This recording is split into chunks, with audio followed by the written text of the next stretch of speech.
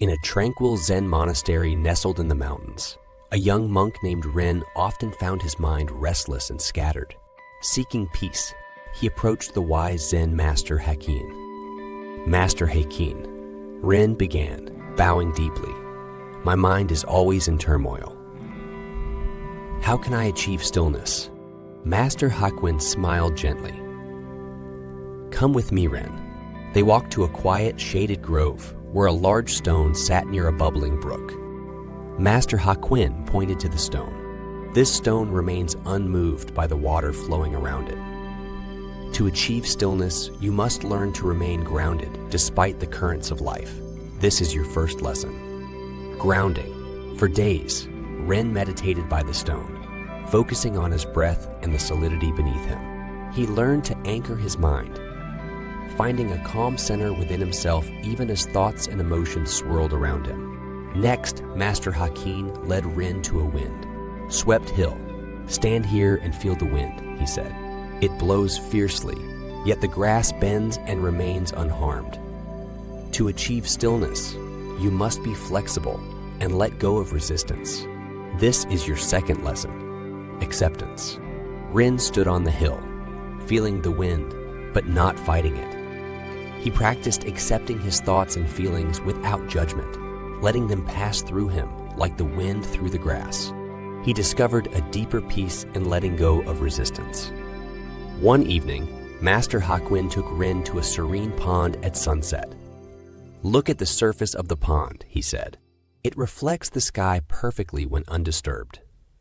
To achieve stillness, you must clear your mind of distractions. This is your third lesson, clarity. As the sun set, Ren meditated by the pond, focusing on clearing his mind of distractions and finding clarity. He realized that a still mind could reflect the beauty of the present moment, just like the pond reflected the sky. Months passed, and Ren integrated these lessons into his daily life. He became grounded. Ren bowed deeply, filled with gratitude. Thank you, Master, for guiding me to stillness. Master Hakwin smiled, his eyes filled with warmth and wisdom. Remember, Ren, stillness is a state of mind. Embrace grounding, acceptance, and clarity, and you will find peace within yourself, regardless of the chaos around you. And so, Ren continued his journey, embodying the principles he had learned. His life became a testament to the power of stillness, showing that with grounding, acceptance, and clarity, one can achieve inner peace and serenity, enriching both their own life and the lives of those around them. Thank you for watching, and if you enjoyed this story, don't forget to like, share, and subscribe for more inspiring tales. Until next time, keep believing and stay radiant. In a tranquil Zen monastery high in the mountains, there lived a young monk named Kaito, who often felt frustrated by his inability to influence others effectively. One day, seeking wisdom, he approached the revered Zen Master Ryo. Master Ryo, Kaito began, bowing deeply. I wish to understand how to influence others effectively. Can you teach me? Master Ryo smiled gently. Come with me, Kaito. They walked to a serene garden where a bamboo grove swayed in the breeze. Master Ryo pointed to the bamboo. This bamboo is strong because it is flexible. To influence others, you must be adaptable and understand their nature. This is your first lesson, empathy. For days, Kaito observed the bamboo and practiced listening to and understanding the other monks. He realized that by empathizing with their feelings and perspectives, he could communicate more effectively and harmoniously. Next, Master Ryo took Kaito to a pond filled with kaifish. Watch the fish, he said. They move gracefully, following the flow of the water. To influence others, you must guide them gently, not forcefully. This is your second lesson. Subtlety. Kaito spent time at the pond, observing the fish and contemplating Master Ryo's words. He began to apply a more gentle approach in his interactions, finding that subtle guidance was far more effective than overt attempts to control. One evening, Master Ryo led Kaito to a quiet hilltop where they could see the stars. The stars do not compete. They shine naturally, attracting admiration. To influence others, Be authentic and lead by example. This is your third lesson. This is your third lesson, authenticity. As they watched the stars, Kaido meditated on this lesson. He understood that true influence comes from being genuine and setting a positive example for others to follow. He began to focus on embodying the qualities he wished to inspire in others. Months passed, and Kaido integrated these lessons into his daily life. He became empathetic, subtle in his guidance, and authentic in his actions.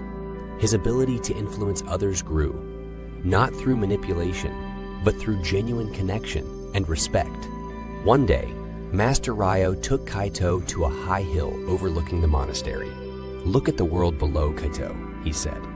"You have learned to influence others effectively by understanding their nature, guiding them gently, and being authentic." Kaito bowed deeply, filled with gratitude. "Thank you, Master, for teaching me the true essence of influence." Master Ryo smiled, his eyes filled with warmth and wisdom. "Remember, Kaito, true influence is not about manipulation, but about connection. Embrace empathy, subtlety, and authenticity, and you will inspire and guide others naturally." And so, Kaito continued his journey, embodying the principles he had learned. His life became a testament to the power of true influence, showing that with empathy, subtle guidance, and authenticity, one can inspire and lead others effectively, enriching both their own life and the lives of those around them.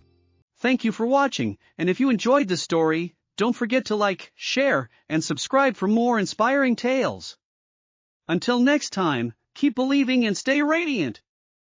In a tranquil Zen monastery nestled in the mountains, there lived a young monk named Kenji who struggled with feelings of inadequacy and self-doubt. Seeking peace and understanding, he approached the wise Zen master Hoshi. "Master Hoshi," Kenji began, bowing deeply, "I feel unworthy and constantly doubt myself. How can I learn to love myself?" Master Hoshi smiled gently and said, "Come with me, Kenji." They walked through the serene garden to a clear, still pond. Master Hoshi handed Kenji a small stone. "Throw this stone into the pond," he instructed. Kenji did as told, and the stone created ripples that spread across the water. "This is your first lesson," said Master Hoshi. "Your negative thoughts are like the stone, disturbing the peace of your mind. Self-love begins with self-awareness. Understand your thoughts and how they affect you." Kenji spent days by the pond, reflecting on his thoughts and emotions. He learned to recognize when he was being harsh on himself and began to understand the source of his self-doubt. Next, Master Hoshi took Kenji to a beautiful rose garden. "Each rose is unique and beautiful in its own way," he said, "yet none compare themselves to the other. This is your second lesson. Appreciate your own uniqueness." Kenji wandered through the garden, admiring the roses. He realized that just as each rose was beautiful in its own way, he too had his own unique qualities. He began to appreciate his own strengths and qualities without comparing himself to others. One evening, Master Hoshi led Kenji to a quiet hilltop where they could watch the sunset. "The sun does not question its worth. It simply shines," he said. "This is your third lesson. Express your true self without doubt." As the sun set, Kenji meditated on Master Hoshi's words. He began to see that just as the sun shone effortlessly, he too could express his true self without doubting his worth. He felt a deep sense of peace and self-acceptance. Over the following months, Kenji practiced these lessons daily. He became more aware of his thoughts, appreciated his own uniqueness, and expressed his true self without fear. He felt a profound sense of self-love and inner peace. One day, Master Hoshi took Kenji to a high hill overlooking the monastery. "Look at the world below, Kenji," he said. "You have learned to love yourself by being self-aware, appreciating your uniqueness, and expressing your true self." Kenji bowed deeply, filled with gratitude. "Thank you, Master, for teaching me the power of self-love." Master Hoshi smiled, his eyes filled with warmth and wisdom. "Remember, Kenji, Self-love is a journey. Embrace self-awareness, appreciate your unique qualities, and express your true self. By doing so, you will find peace and enrich your own life and the lives of those around you. And so, Kenji continued his journey, embodying the principles he had learned. His life became a testament to the power of self-love, showing that with self-awareness, appreciation of one's uniqueness, and true self-expression, one can achieve profound inner peace and fulfillment, enriching both their own life and the lives of those around them. Thank you for watching, and if you enjoyed this story, don't forget to like, share, and subscribe for more inspiring tales. Until next time, keep believing and stay radiant.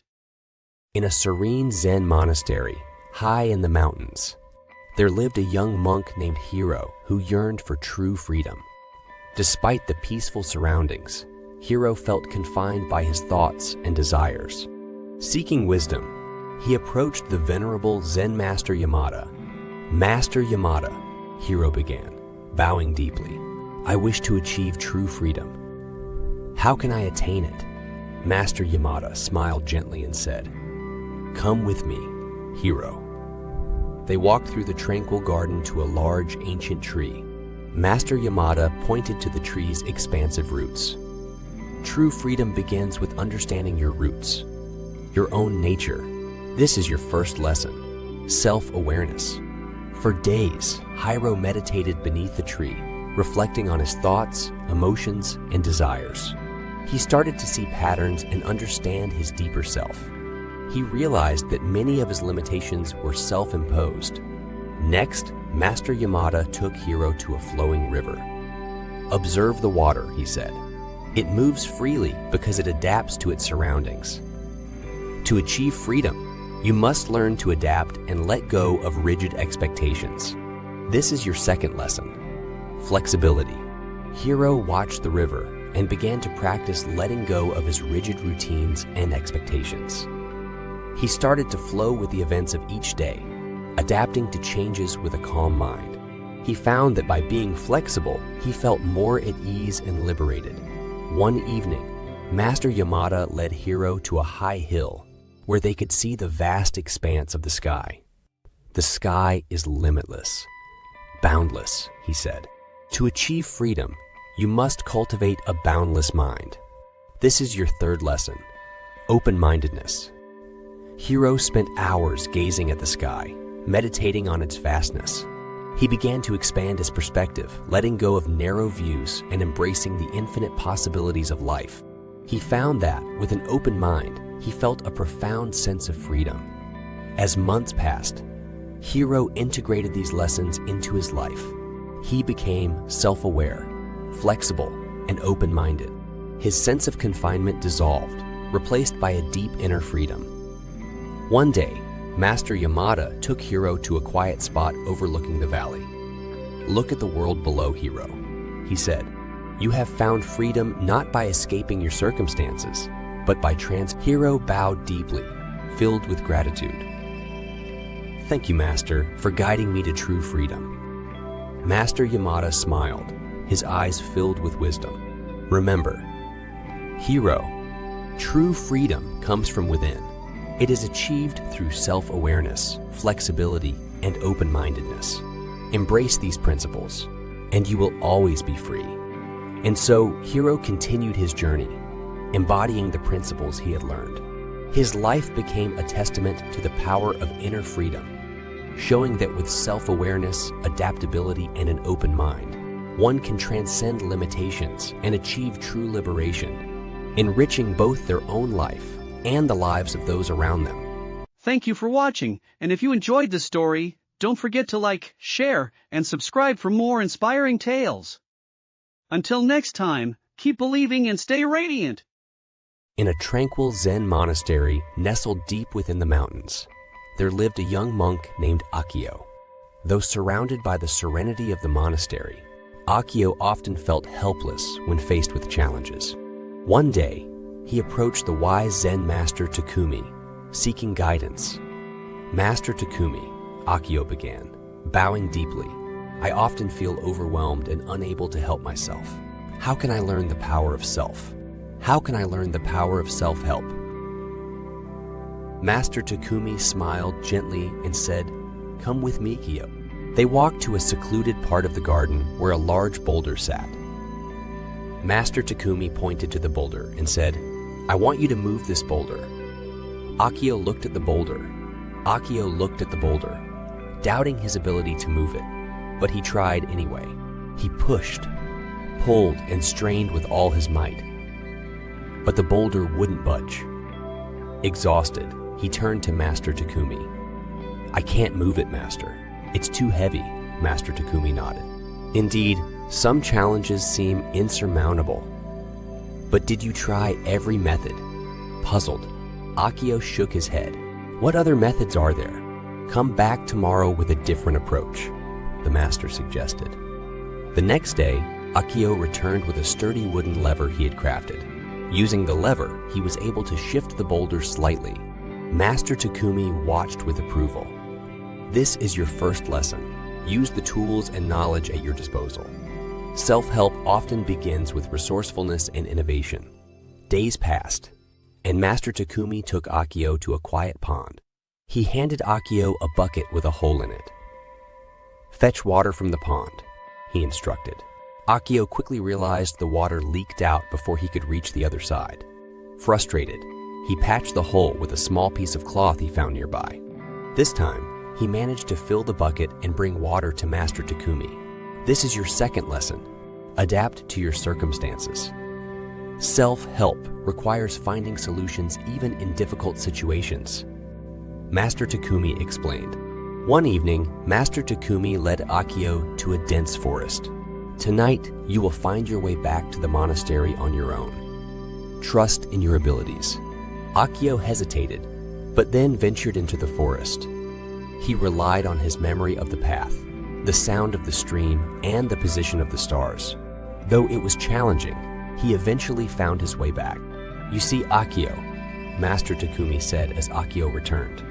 "This is your third lesson. Trust yourself. You have more inner strength and wisdom than you realize. Self-help is about believing in your own capabilities." Weeks turned into months, and Akio applied these lessons in his daily life. He became more resourceful, adapted to new challenges with ease, and grew to trust in his own abilities. He felt empowered and self-reliant. One day, as the sun set over the mountains, Akio approached Master Takumi. "Thank you, Master, for teaching me the power of self-help." Master Takumi smiled, his eyes filled with warmth. "Remember, Akio, the true power of self-help lies within you. Be resourceful, adapt to challenges, and always trust in your abilities. By doing so, you will find strength and independence." And so, Akio continued his journey, embodying the principles he had learned. His life became a testament to the power of self-help, showing that with resourcefulness, adaptability, and self-trust, one can overcome any challenge and achieve true inner strength and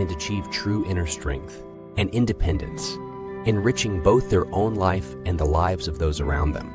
Thank you for watching, and if you enjoyed the story, don't forget to like, share, and subscribe for more inspiring tales. Until next time, keep believing and stay radiant. In a serene Zen monastery nestled among the mountains, there lived a young monk named Taro who struggled with discipline. He often found it hard to stay focused on his tasks and maintain the routines of monastic life. Seeking guidance, Taro approached the wise Zen Master Sato. "Master Sato," Taro began, bowing deeply, "I struggle with discipline. How can I learn to master it?" Master Sato smiled gently and said, "Come with me, Taro." They walked through the peaceful garden until they reached a small plot of land. Master Sato handed Taro a rake and pointed to the soil. "This garden is yours to tend. Each day you must care for it diligently. This will be your first lesson." Taro accepted the task with determination. He spent hours each day raking, planting, and watering. At first it felt tedious, but as days turned into weeks, Taro noticed the garden beginning to flourish. He realized that the steady, consistent effort was paying off, This is your first lesson. Discipline requires daily, consistent effort. One morning, Master Sato took Taro to a large rock in the middle of the monastery grounds. Sit on this rock and meditate from dawn until dusk, he instructed. Focus on your breath and the present moment. This will be your second lesson. Taro found it challenging to sit still for so long. His mind wandered and his body ached. But he persevered. As the hours passed, he began to find a rhythm in his breathing and a calmness in his mind.